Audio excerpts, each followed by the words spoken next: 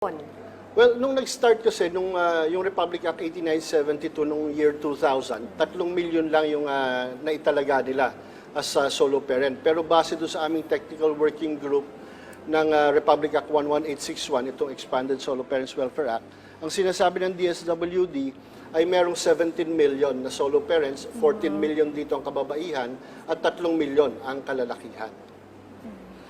Section, maaari niyo po bang ibahagi sa amin ang ilan sa mga karagdagang benepisyo at programa na maaaring matanggap at mapakinabangan ng mga qualified solo parents sa bansa?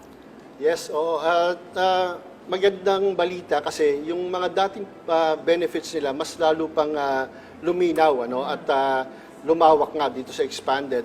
And dati kasi ang sinasabi lang ay may educational assistance. Pero dito ngayon, nililinaw na isang anak ng solo parent will be a full scholar of the national government from the start ng pag-aaral hanggang makatapos siya ng college or vocational studies. Ngayon, kung more than one ang anak ni solo parent, the rest of the children ay magiging priority sa ating ibang mga educational assistance program, kagaya ng access to tertiary education, ganyan, ano. So, malaking bagay yan kasi isa yan sa pinakamalaking problema ng solo parents, yung pagpapatapos ng kanilang mga anak. And ngayon, yung ating mga solo parents na minimum wage earners and below, kasama yung walang trabaho, they are also qualified now para doon sa 1,000 pesos monthly subsidy. Hindi lang kasama dito yung mga members ng 4Ps natin dahil may tinatanggap na sila. No? Pero ito ay malaking tulong. At least kahit paano ay ma-offset yung mga gastos nila. And at the same time, dahil nung pandemic, nagkaroon tayo nung tinatawag na SAP, yung Social Amelioration Program.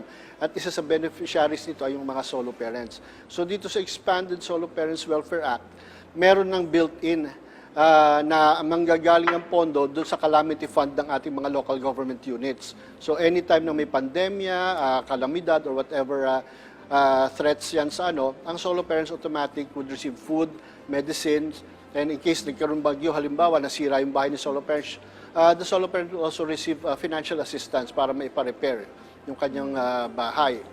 And isa sa pinakamaganda for working and non-working solo parents, yung automatic na membership sa PhilHealth.